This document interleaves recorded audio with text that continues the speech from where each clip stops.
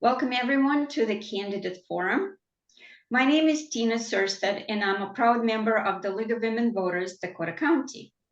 For today's forum, please let me introduce our moderator and my colleague, Lynn Lewis. Lynn is a trained moderator and a co-president of the League. We're honored to have Lynn moderating our forum. Thanks, Tina.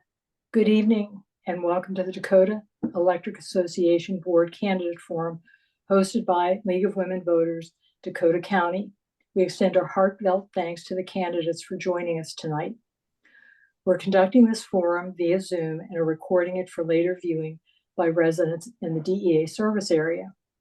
We'll share the recording with Dakota Electric Association, the candidates who are participating, and on League of Women Voters social media platforms. The League of Women Voters is a nonpartisan organization with a 105-year organization and is committed to empowering voters through education, engagement, and civic participation. We do not support or oppose any political party or candidate. League of Women Voters Dakota County aims to deliver unbiased information to Minnesota voters, irrespective of their political affiliations. This forum is a public service designed to offer you the chance to hear directly from the candidates about important issues. Please note that the views expressed are those of the candidates and not those of the League. Our sponsorship of this forum does not constitute an endorsement of any candidate. We provide complete, unedited recordings of our forums. Editing is permitted only for official media purposes, and any excerpts or edited clips must not be used for partisan or political purposes. Every year, Dakota Electric Association holds an election for its board of directors, wherein one director position in each of 4 districts in the cooperative service area is up for election.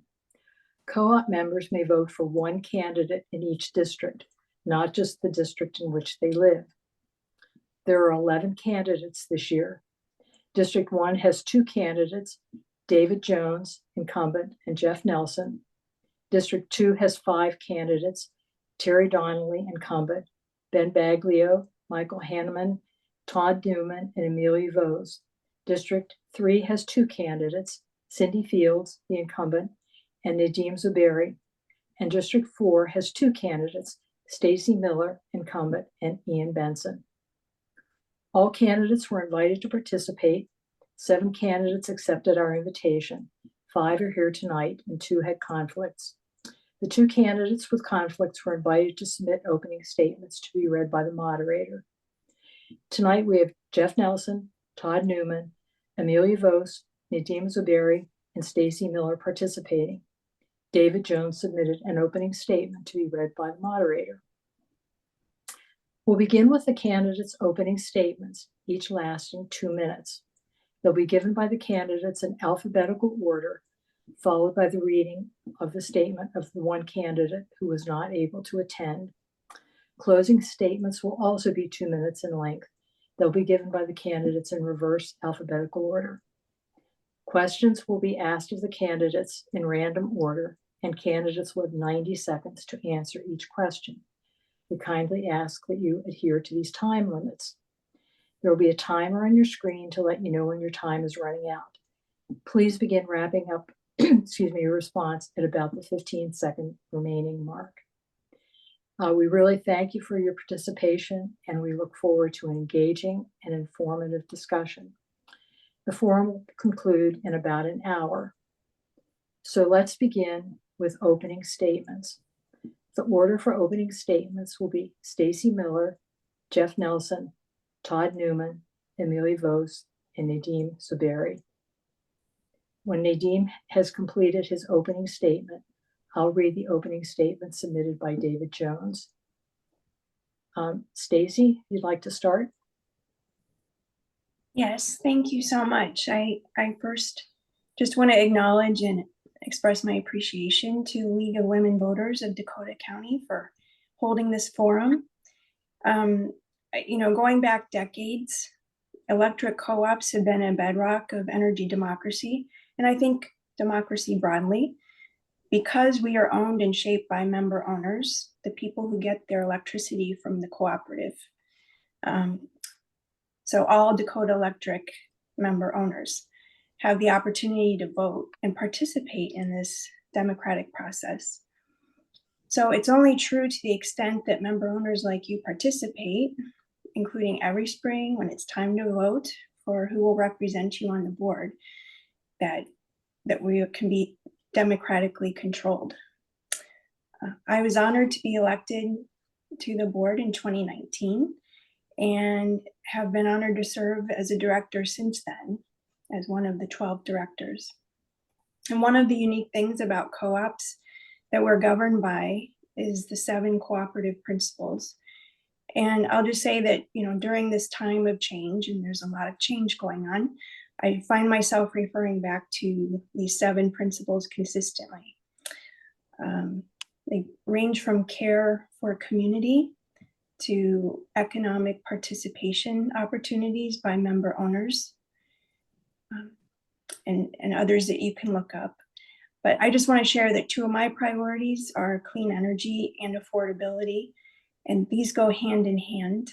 So as we integrate more and more renewable energy sources onto the grid, we can also have the opportunity to manage our costs and ensure that we remain competitive. And we do this while reducing carbon emissions. So I'm a big proponent of clean energy and affordability. And I'll end my remarks there. Thank you. Thank you, Stacy. Jeff?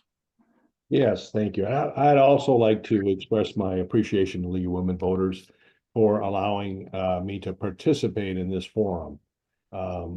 First, I'd like to basically introduce myself. I'm not an incumbent, so I'm not well known. My name is Jeff Nelson. I'm a 26-year member of Dakota Electric Association.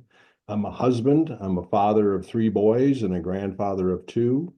I'm a member and supporter of numerous community organizations, including Lakeville Friends of the Environment, which was co-founded by my wife, Deborah Nelson, in 2007. CURE, Fresh Energy, Minnesota Farmers Union, Citizens Climate Lobby, Minnesota Renewable Energy, and a couple more. I was born and raised in Bloomington, Minnesota. I received my bachelor's degree from Carlson School of Management at the University of Minnesota and a master's degree in taxation from DePaul. So I'm overeducated. I'm currently retired, but in my past professional life, I was a managing director for the international accounting firm PricewaterhouseCoopers, where I co-led their U.S. like-kind exchange technology practice for over 21 years. In that role, I managed a team of over 150 professionals throughout the United States, servicing some of the largest financial institutions in the U.S. In my spare time, I've designed and built 3 increasingly larger off-grid solar and wind systems to power a family cabin in far northern Minnesota. And surprisingly, I still have all my digits and appendages with minimal burn marks from my solar electric efforts. My experience with the cabin electric projects has piqued my strong interest in learning more about energy, how it's generated, distributed, and probably one of the main reasons why I'm now pursuing a director's seat with Dakota Electric. I sincerely believe that my previous experience and background will make me a strong addition to the Dakota Electric board. I hope to bring a new perspective with new ideas and vision to the board, and I'm very grateful for this opportunity. Thank you to League of Women Voters, Dakota County. Thank you, Jeff. Todd? Hello. First, I'd like to echo the appreciation of the previous 2 candidates to the League of Women Voters for putting this on this evening. My name is Todd Newman. I'm also not an incumbent. I'm newly seeking a board seat. I have been a member of Dakota Electric since 2007. I've been active in the community in various groups with my kids, and I've served on multiple different boards of different organizations, nonprofit, for-profit. So I have some experience on that front as well. The electric distribution system, the grid, has been a fascination of mine for as long as I can remember. It's such a complex machine. and being a part of it and doing what we can on the cooperative level to maintain reliability, fair prices for all of our members, as well as doing what we can on a cooperative level to integrate all available energy sources. So I ask for the opportunity to serve the membership on the board to accomplish those goals. Thank you. Thank you, Todd. Amelia? Thank you so much. I also wanted to say thank you very much to the League for hosting this candidate forum. I think it's so important for voters to be able to learn about the candidates, and this is one of the few ways that they get to see us speak to the issues. So I greatly appreciate the work that you've done to host us all. Hi, my name is Amelia Voss, and I also am not an incumbent. I am running for the board in District 2. I am a longtime resident of Southern Minnesota. I grew up in Faribault and am now living in Burnsville. And I'm a practicing attorney. My practice focuses on energy law and specifically electric utility policy. So I have a lot of experience in my day-to-day profession with issues that come before the board, including how to integrate clean energy, rates, system infrastructure issues, and new technologies that can make the electric system operate even better. And I'm running for this seat because I think it's critical that we get our electricity from clean energy to the greatest extent possible, while still having electricity that is always available when we flip our light switch and that people can afford. I'm also very concerned about the impacts of data centers on our electricity bills and believe that we should be getting the best deal for Dakota Electric members if data centers locate in Dakota Electric territory. And I also want to make sure that communities are consulted and their concerns are heard if data centers are looking to develop here. Thank you very much. Thank you, Amelia. Nadeem? Good evening. First of all, I would like to take this opportunity to thank the League of Women Voters. I am not an incumbent. I'm running for District 3. I currently serve as a Director of Lean Transformation for Total Logistics, headquartered in Oakdale, Minnesota. Prior to that, I have also served 16 years as a Senior Manager at Toro. Prior to that, I ran and managed the P&L for IBM Global Services Consulting Practice, all of Midwest Consulting Practice. I have also built a consulting practice for KPMG, growing that practice in Minneapolis. And prior to that, I ran the international operations of Northwest Airlines. I have been involved in civic and educational communities. I served as at the Airport Planning Commission, and I have also Eagan Economic Development Commission. I chaired that commission for the city of Eagan. I was also a member of the Planning Commission for the city of Eagan. In educational opportunities, I have been a member of the Supply Chain and Operations Advisory Board for Carlson Schools of Management and University of Minnesota. I served that board from 2004 to 2019. I have also served as Supply Chain and Operations Advisory Board for University of Wisconsin Stout. And besides that, I was also a member of the Legislative Advisory Board for District 196 for a 3-year term. So I'm looking forward to bringing my knowledge that I have in the industry and consulting to this board. And I hope the members will give me an opportunity to serve them. Thank you. Thank you, Nadeem. And now I will read the statement that David Jones submitted. My name is David Jones, and I'm running for re-election to the Dakota Electric Board of Directors in District 1. I've diligently represented the members of Dakota Electric for 13 of my 30 years with the cooperative. I've served the board in officer positions as chair and treasurer for subsidiaries Midwest Energy Services, Energy Alternatives, and EA Solar, and as a delegate to the National Association of Regulatory and Utility Commissioners, National Rural Utilities Cooperative Finance Cooperation in Dakota County 4-H. I have a Bachelor of Science degree in Electrical Engineering from North Dakota State University and an MBA from Pepperdine University. My significant community service outreach includes 360 Communities, Hastings Family Services, and Burnsville Community Foundation. I'm a credentialed cooperative director with more than 30 years of technical management experience, including at Rosemont Aerospace in Burnsville and Lockheed Martin in Eagan. I'm very proud of the many benefits members enjoy from my hard work representing them on the board, including these highlights: residential rates below Excel, world-class reliability even during a polar vortex, annual refund checks, cybersecurity and advanced grid infrastructure, rebates and business incentives electrifying the economy, underground power lines, solar power technology that tracks the sun, the first electric school bus in Minnesota, powering our workforce with scholarships and grants to local schools. Dakota Electric has made incredible progress for my efforts on the board, but there's even more for me to do helping you continue improving your life with affordably available electricity. Thank you for your support. Thank you, candidates, for your opening statements. Now we'll proceed to questions. The response order for the first question will be Nadine, Todd, Stacy, Jeff, and Amelia. And our first question is, let's begin with one of the big issues, data centers. Many data centers are being constructed in or planned for the Dakota Electric service area. Will Dakota Electric be able to provide the electricity they need, and how will this be accomplished? Nadine? I think data centers are very critical because technology is at the forefront of everything that we do today.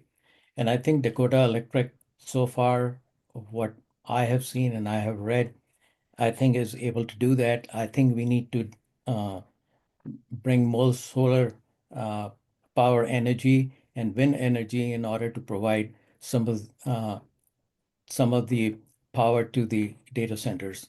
And that would be the most critical piece. And I think Dakota Electric is in a position to provide that for the data centers. Thank you. Todd? Yes. I believe Dakota Electric absolutely has the ability to supply the power for these data centers. The key will be to, make sure that we have enough supply of energy coming in, whether it be from wholesale off of the grid or our own indigenous supply. And also making sure that we don't compromise reliability for our residential members or any current members as well by overloading our system. So it'd be making sure that we have a plan in place to have the right infrastructure developed in time and not overload in the interim. Thank you. Stacy? Yes, thank you so much. I'm glad that you're jumping right into data centers. It's a tremendously big opportunity, but a big responsibility. We need to make sure that the impact from data center development, should they choose to develop in Dakota Electric service area, wouldn't result in any risk to reliability, but would in fact be constructed such as to improve reliability and affordability, and that there be no cost subsidization by member owners for these large corporate data centers. My sense is that I know that this is a contentious issue, and the approach that Dakota Electric staff is taking, and that I as a board member support, is to leave the decision about siting with the host community, and then to be prepared to serve that load should it move forward with the local government's blessing. But again, we want to see clean energy resources and to create opportunities for member owners to improve their own bill affordability, so that these corporate customers are good community grid citizens, I guess you might say. Thank you. Thank you, Stacy. Jeff? Yeah, I think we have to remember that Dakota Electric's owned by its members. So whatever we do needs to be in the interest of the members. We need to have them at the forefront, okay? I think data centers represent an enormous opportunity.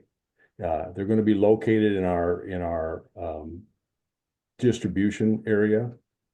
We can take advantage of that service for the benefit of members, either in terms of rates.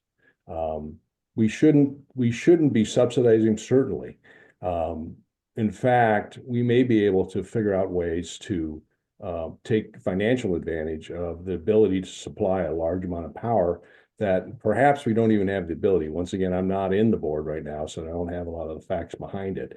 But I think it represents a very big, potential big opportunity for members if we approach it correctly.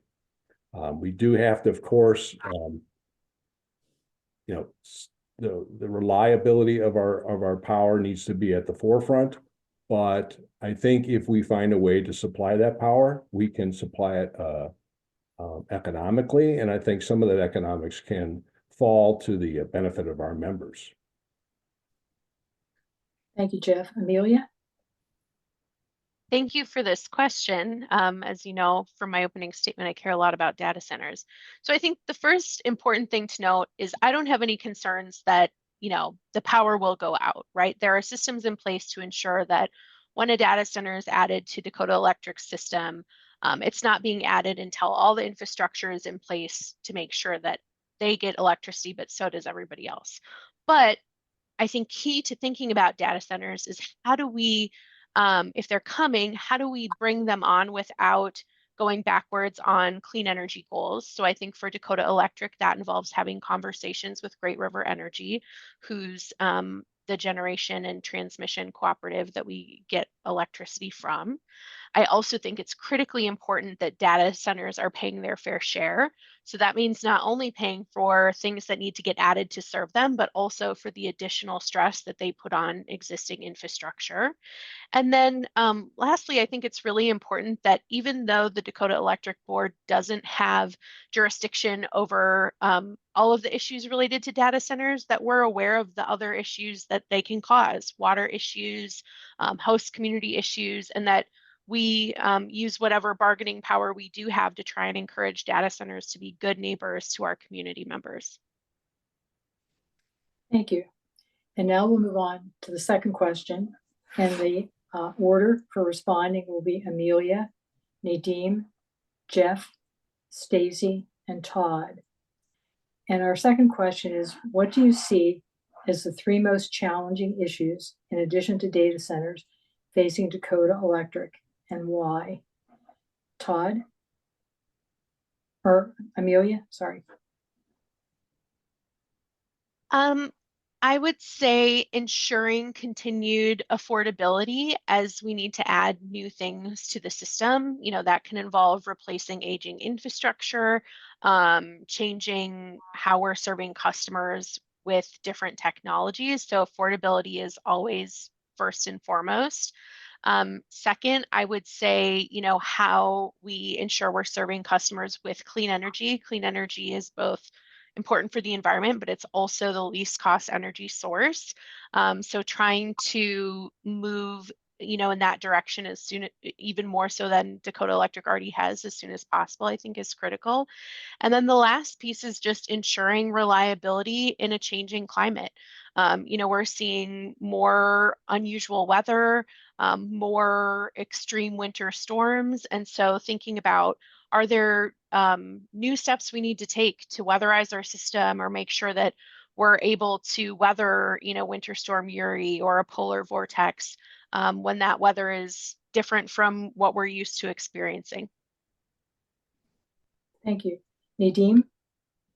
The first thing that I would be that we are Dakota Electric is financially sound, that we are generating enough revenue to be able to provide the services that are needed for our members.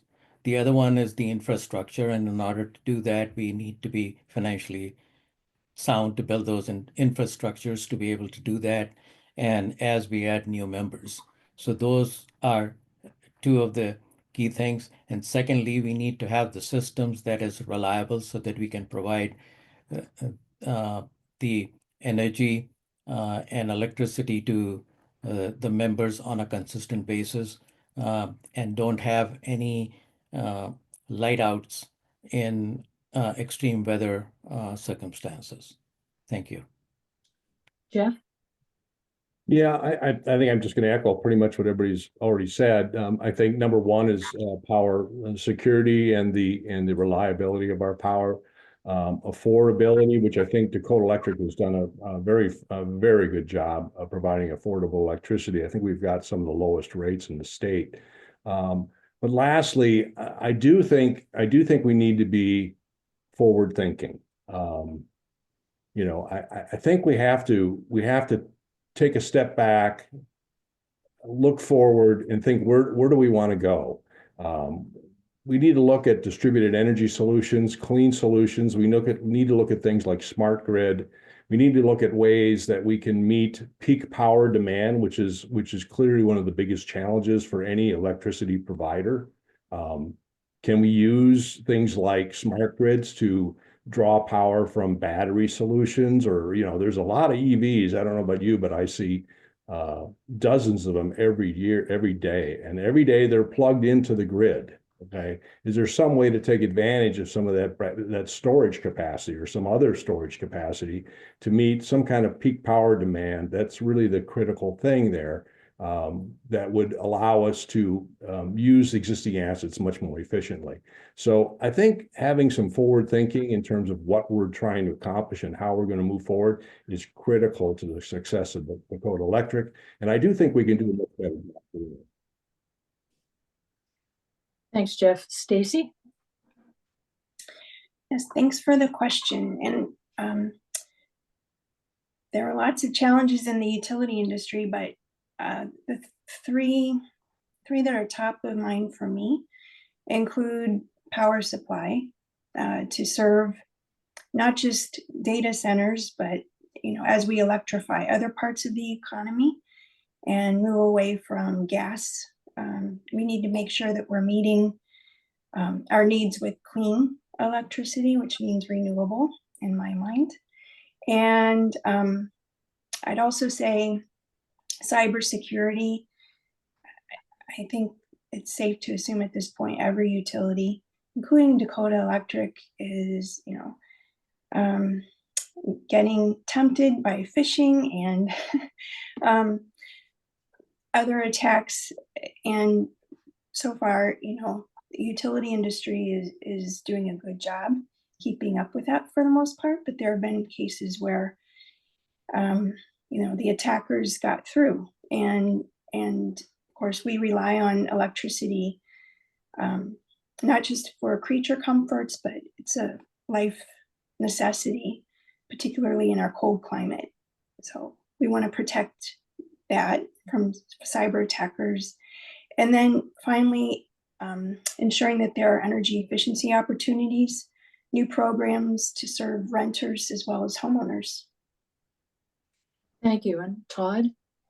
Yes. I think affordability and reliability are a couple of the key challenges. And fortunately, Dakota Electric has done a fantastic job on these challenges in the past. And I'd like to help further and keep that going, keep doing a good job.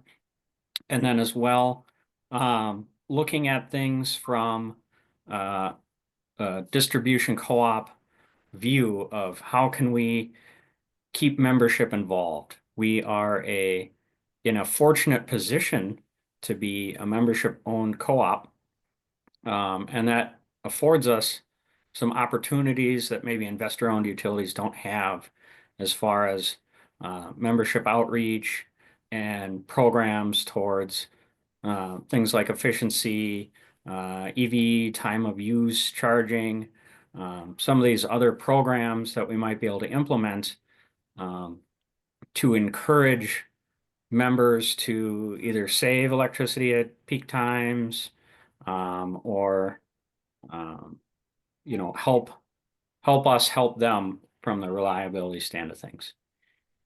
Thank you. Thank you. The response order for our third question will be Todd, followed by Stacy, Amelia, Nadeem, and Jeff. So our third question is, please select one of your challenging issues and describe how you would recommend addressing it. Todd? Yeah, so I think the challenge that has the most potential is coming up with new programs.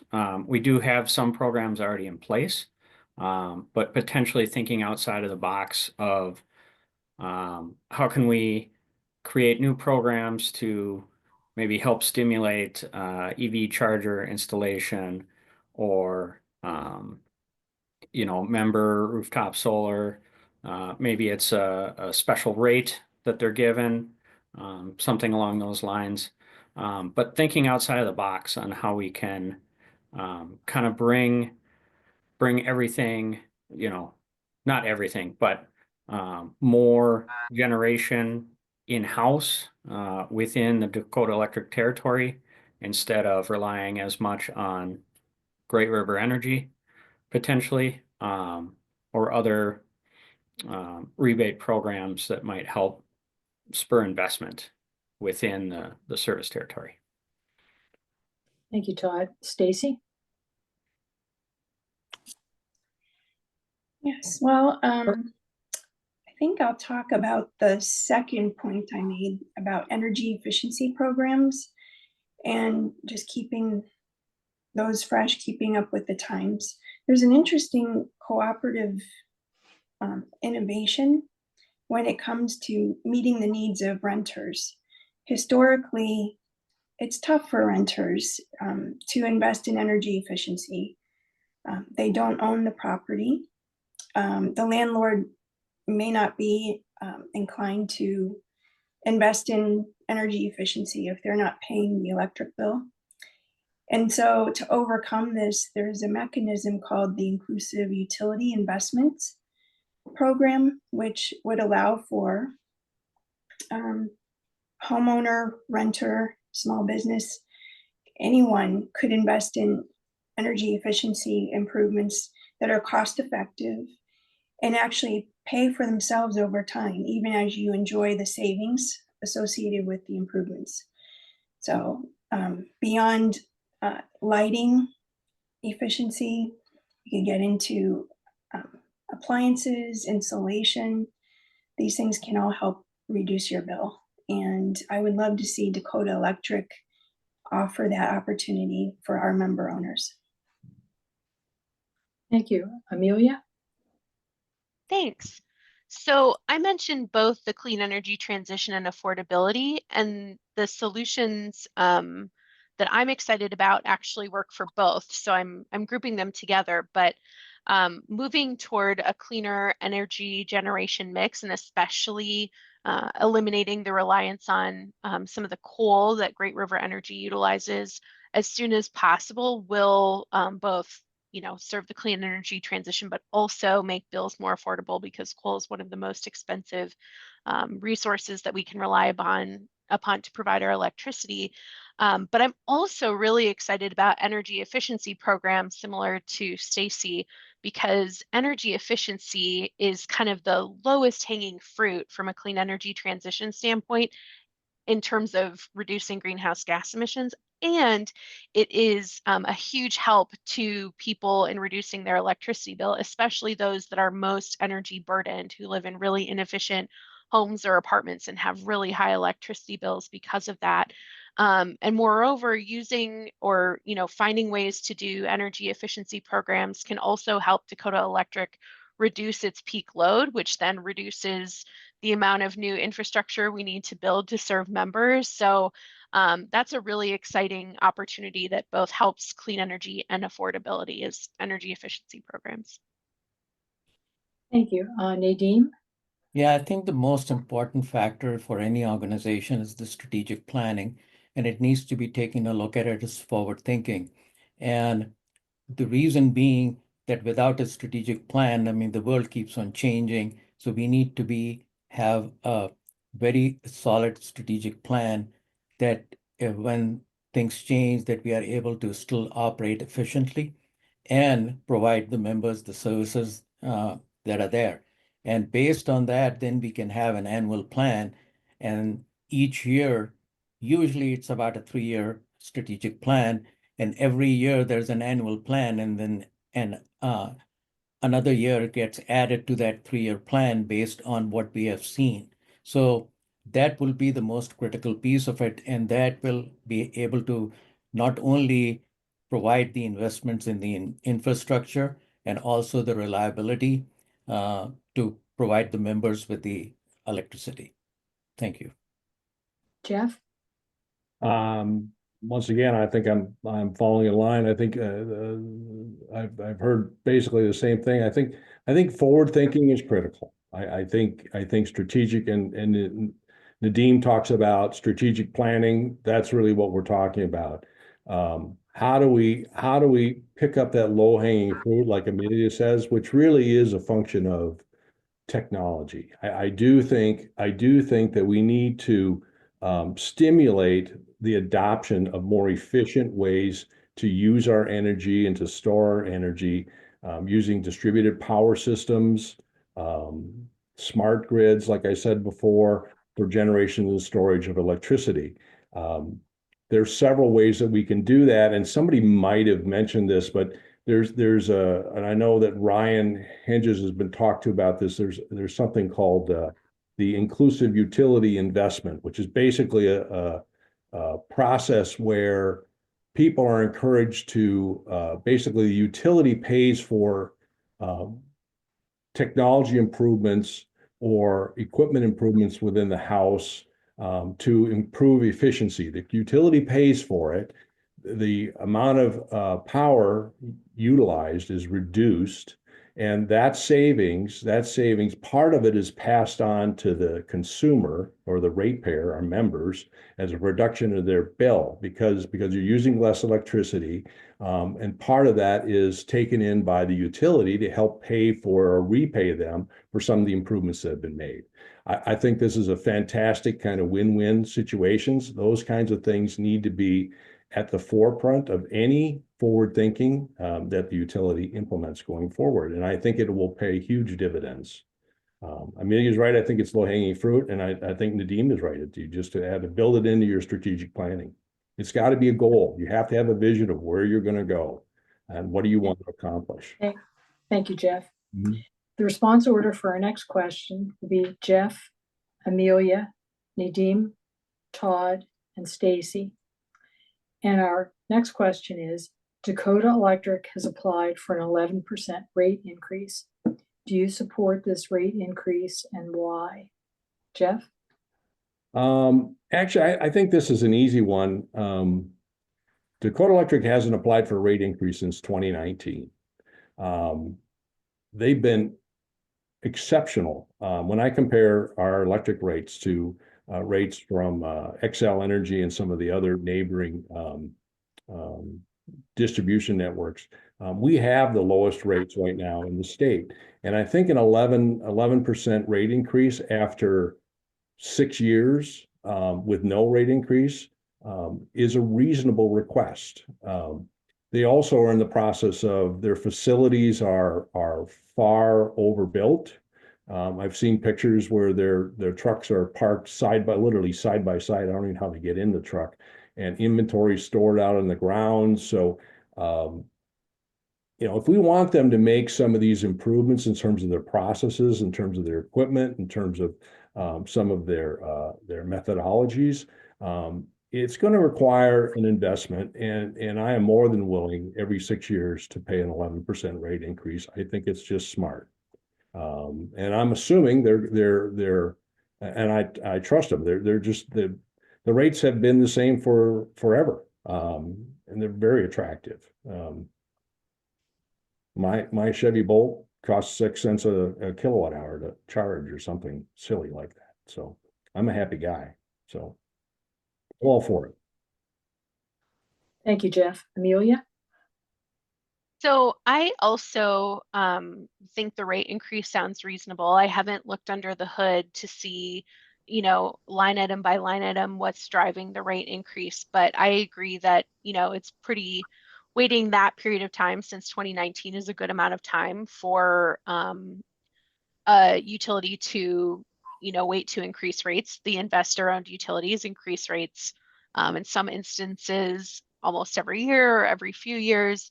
And I think it's important to note the distinction between this co-op and the investor-owned utilities. The investor-owned utilities like Excel, they have shareholder profits that they're making, and they have different drivers for their costs.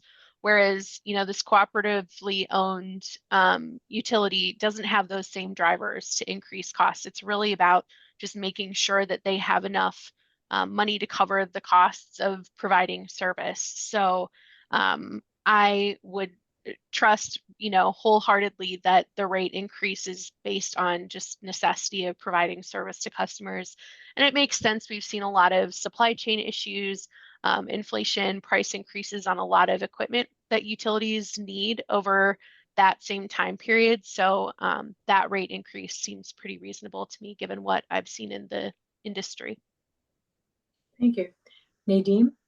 Yeah, the Fed's target rate is 2% on the inflation, and it's running higher than 2% lately. So everything is going up, and I think the rate increase is the right way to go that, because you need to balance the needs for operational cost and also the investment in the infrastructure.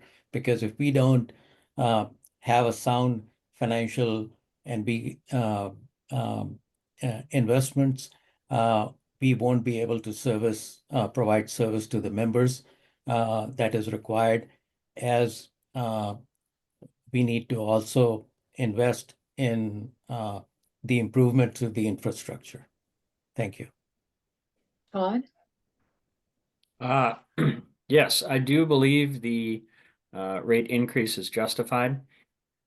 And as Nadine brought up, just kind of the overall inflationary environment that we've been in, 11% is well below the price increases of other things. So I think it's, mostly just kind of keeping up with the times. As well, the way Dakota Electric is set up, if, let's say, the board would have overshot on how much to charge for rates, ultimately the customer will get that money back through dividends at a future time. So there's less risk that that money is being overcharged to be given to some other entity. At the end of the day, it's still yours, even if there is an overshoot, and that would allow us to push out a rate case, a further rate increase even further. As well, maintaining, we don't want to get behind on maintaining our infrastructure and reliability. We need to keep that at the forefront for our customers and members. Thank you. Stacy? I fully support the rate increase request, and I don't take that lightly. The staff and CEO has been very transparent with the board, and I think with our member owners, about why this rate increase is needed. If you look, like some have mentioned, at our headquarters building, we've been there decades and have added tens of thousands of more member owners to our service area in the time since that building was built. And so we've really outgrown it. We have had to look at right sizing our wages.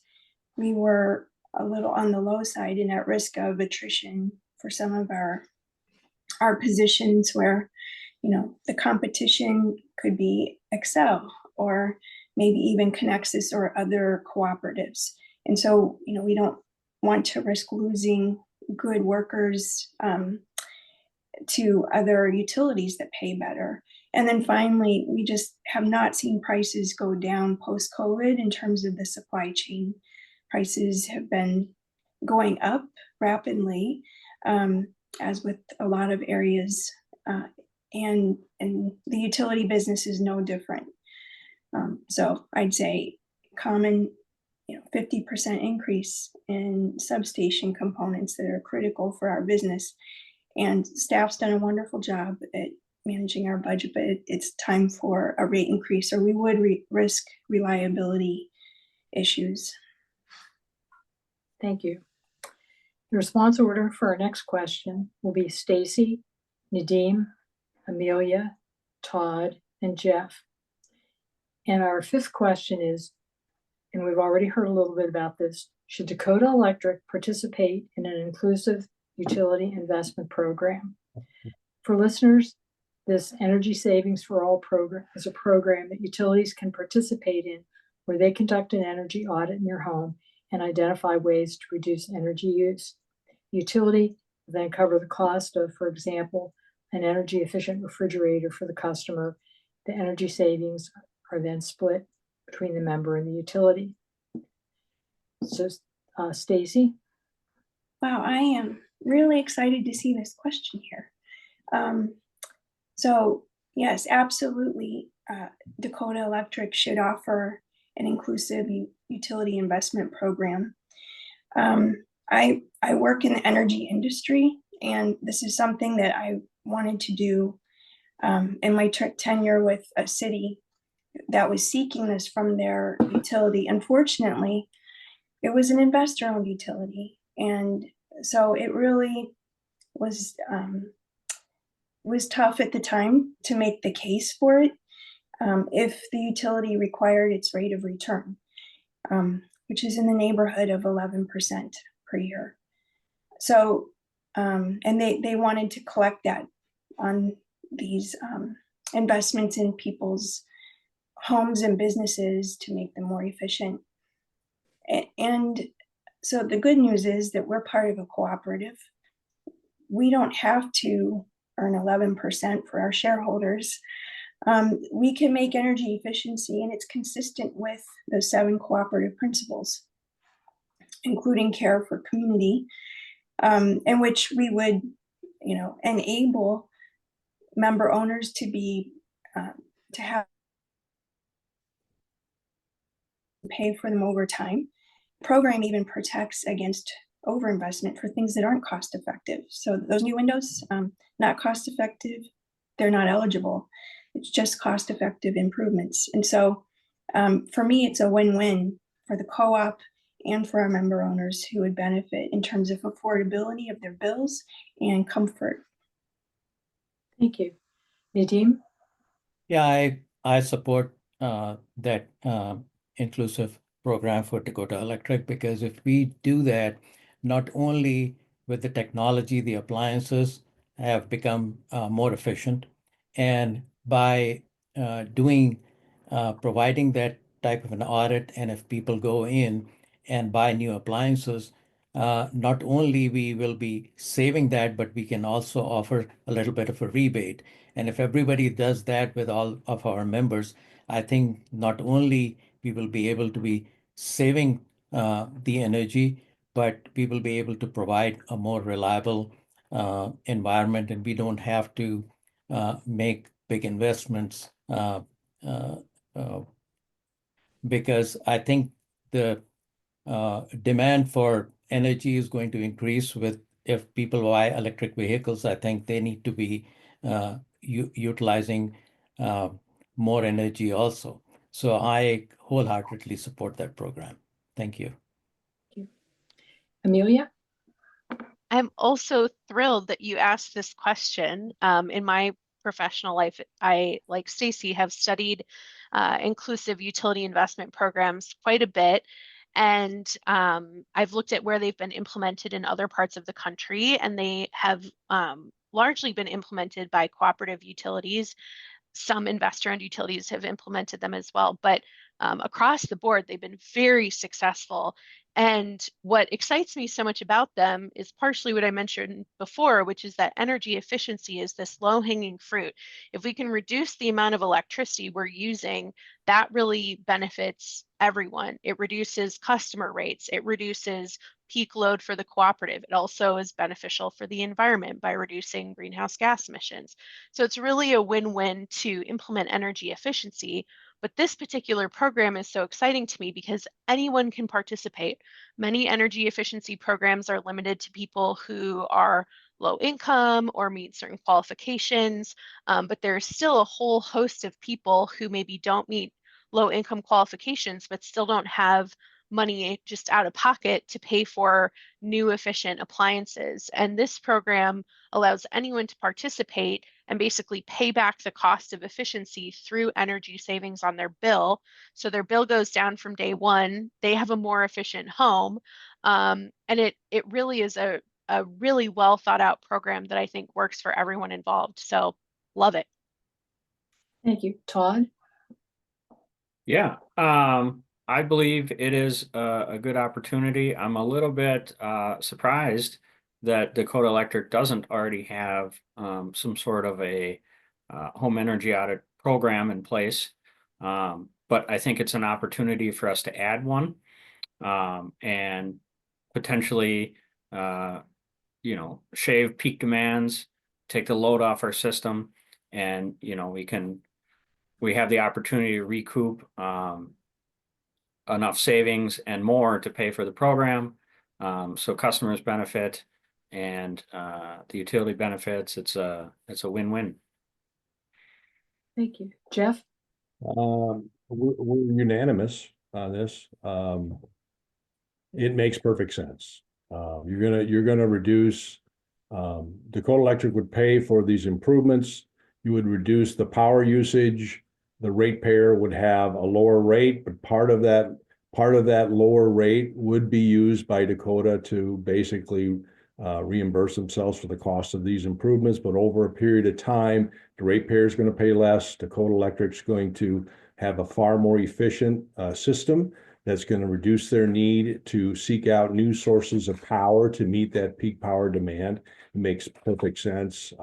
The only thing, unfortunately, in the age of anti-DEI, the word inclusive is in the title. I think somebody else referred to that once as energy savings for all, and that's kind of the way I would like to refer to it. But it's a great idea. It's a win-win, no-brainer. So we all agree on that.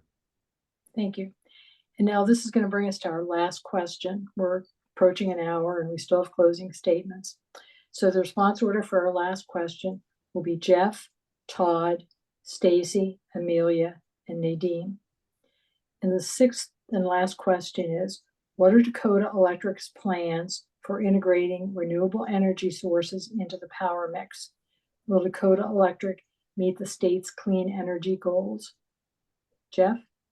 I'm a big supporter of Minnesota 100% clean energy.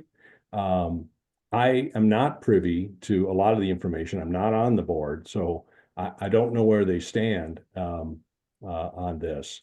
I do think that we need to implement, I think, a much more rigorous forward-thinking, goal-setting kind of vision projects in order to have a target for Dakota Electric and in specific areas. What exactly do they want to achieve and how are they going to achieve it over the next 5-year period, 10-year period?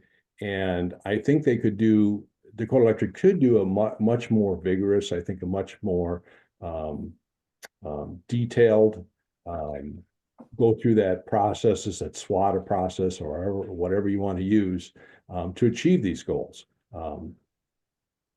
And I think they could do a better job with that. I really do. It seems to be kind of shotgun approach a little bit. Things are happening. I think they're doing a fantastic job day in and day out, year in, year out. But I do think they could work on their vision a little bit more. Todd? Yeah, so on this front, I would echo one of Jeff's comments that I'm not presently on the board. So I'm not liberty to all of the plans.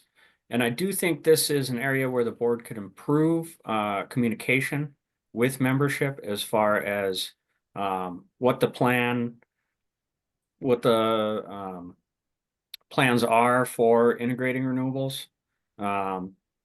beyond, current programs? Is there anything in the pipe coming up? Can we come up with something? But as well, it's kind of a difficult spot that Dakota Electric's in, being just distribution. We're kind of beholden to Great River Energy, our supplier, to take a lot of these steps on our behalf.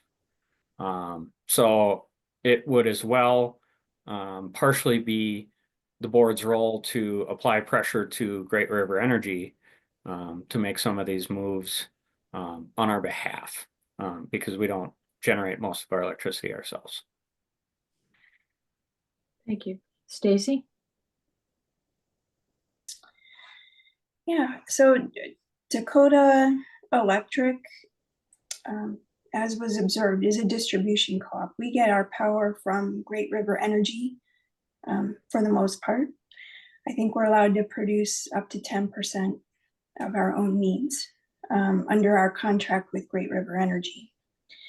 And Great River's position is that they're fully prepared to meet the new state statute of 100% clean energy by 2040.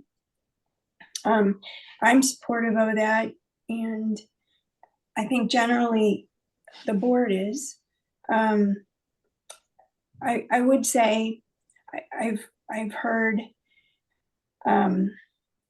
that there may be need for like a bridge fuel, such as increased use of natural gas peakers to meet those peaks. We don't have an energy problem, but we have a capacity issue sometimes.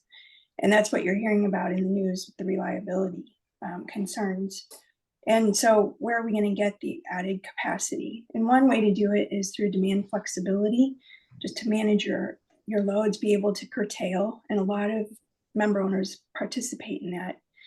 But my sense is that this is a public health and safety issue, that we stay on track for meeting our climate goals. And utilities take safety seriously.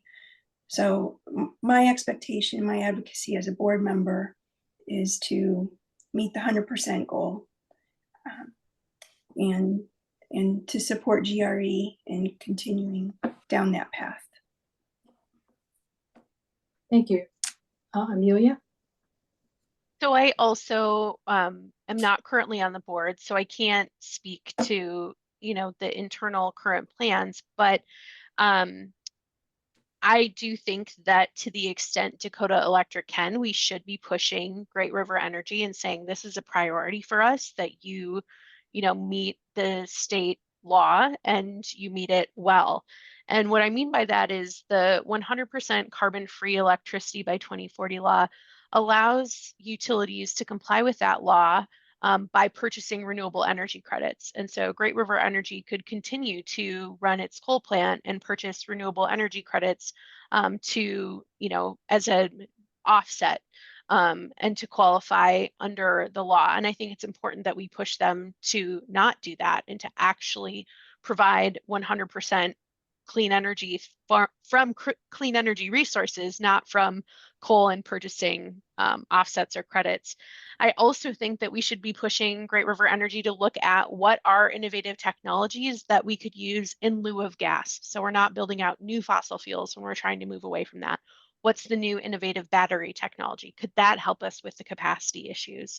And then I think the last piece that's going to be critical is insisting that data centers help be part of the clean energy solution and bring some clean energy with them, especially if there's some of the big tech companies that are very well resourced. Nadeem?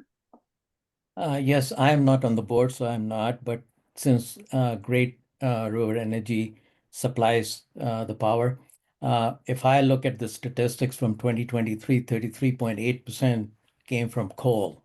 And so they need to do quite a bit of work in order to get in compliance with the target of 2040. And what Amelia was stating, I think that's the correct, the data centers that are coming in, they need to be bringing in some clean energy, and we need to be taking a look at it, especially with the solar and also the wind power energy. sources to do that in order to get clean energy. That's all I have. Thank you. Thank you. And so that brings us to closing statements. Candidates will have 2 minutes, and closing statements will be given in reverse alphabetical order, beginning with Nadeem and then following with Amelia, Todd, Jeff, and Stacy. So Nadeem. My education background includes degrees in computer science and an MBA, and I bring diverse background in industry and consulting with experience in strategic planning, budgeting, operational improvement, and running a $350 million P&L with experience in serving on the boards. So I believe that I will be a strong addition to the board of Dakota Electric, and I am requesting the fellow members to give me an opportunity to serve them on the board. Thank you. Amelia. Thank you. In closing, I support Dakota Electric Association continuing to pursue the cleanest energy mix possible for its customers, because clean energy is good both for the environment and is the least cost option for customers. I also care about maintaining reliable service and ensuring customer bills are as affordable as they can be. I also believe that we need to look critically at data centers and ensure that if they are looking to build in Dakota Electric territory, that they are engaging fairly with the community, being transparent, and that they won't cause harm or increase bills to Dakota Electric members. I think I would be a strong candidate for the board because I have many years of experience working on electric utility issues already, and a solid understanding of electric systems, their challenges, and possible solutions. And I think this knowledge would be an asset to the board. So I ask for your vote. Thank you very much. Todd. Yes, well, I'd like to once again thank the league for this opportunity this evening. I'd also like to just say that maintaining the reliable supply of electricity is a very important task, not to be taken lightly. And I intend to work for membership to make sure that electricity maintains reliable, maintains a fair price, and that we work to do the best we can for the environment that we live in, and take what actions we can take as a distributor to do the best for our membership. So I would ask the membership for your vote to support me to further these goals of Dakota Electric. Jeff. I also would like to thank the League of Women Voters for this opportunity. I know what a difficult process it can be to coordinate everybody's schedule and get this all organized. So I want to reiterate my appreciation for the league's efforts. I also want to remind all members of the Dakota Electric Association that it's owned and controlled by the members. Everything that the board does should be for the benefit of the members. So when we're talking about data centers, we shouldn't just be thinking in terms of making sure they don't do any harm. There's an opportunity there. There's a possibility. To take advantage of that desire, that need, and there may be some way to derive some benefits from the members overall from that process. In terms of the voting, I want to remind members that only 6,000 to 7,000 of 115,000 members actually vote in each election each year. That's like 1 out of 18 members actually votes. So I strongly encourage members to vote.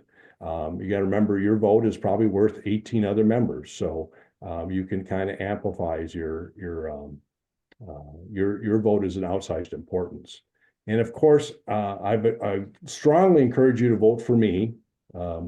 With your support, I hope to bring a new face, new thoughts, new ideas, and a different vision to the Dakota Electric Board that is focused on forward thinking, providing efficient new energy solutions that guarantee low cost energy security and enhance the value that DEA provides to its members. Thank you for your support, and most importantly, thank you for your vote. Stacy? Thank you, Len. And yes, I want to thank the league for hosting this forum and our member owners who took the time to hear about the issues we talked about this evening and our respective positions. So I'm seeking re-election as an incumbent in District 4, and I'd like to continue to build on my 20 plus years of experience in energy as a small business owner and as a public servant who's focused on energy policy. And my aim is to just continue to ensure reliable, affordable energy that's clean and responsible, and to uphold Dakota Electric's reputation as being top-notch in these areas. You know, it's a time of change, and with change comes opportunity if we can manage the challenges. My sense is that I have a good handle on what the challenges are and how to apply what makes a co-op the co-op difference, how we're motivated by the interests of people and not profits. We are literally all about the public good. And so I would appreciate your vote to continue to represent you, to continue to represent you on the board, and just encourage you to remember to vote in April. No matter whom you vote for, just participate every April. You can put it on your calendar. The ballots are mailed in early April. And you'll have a couple weeks to vote online or by mail.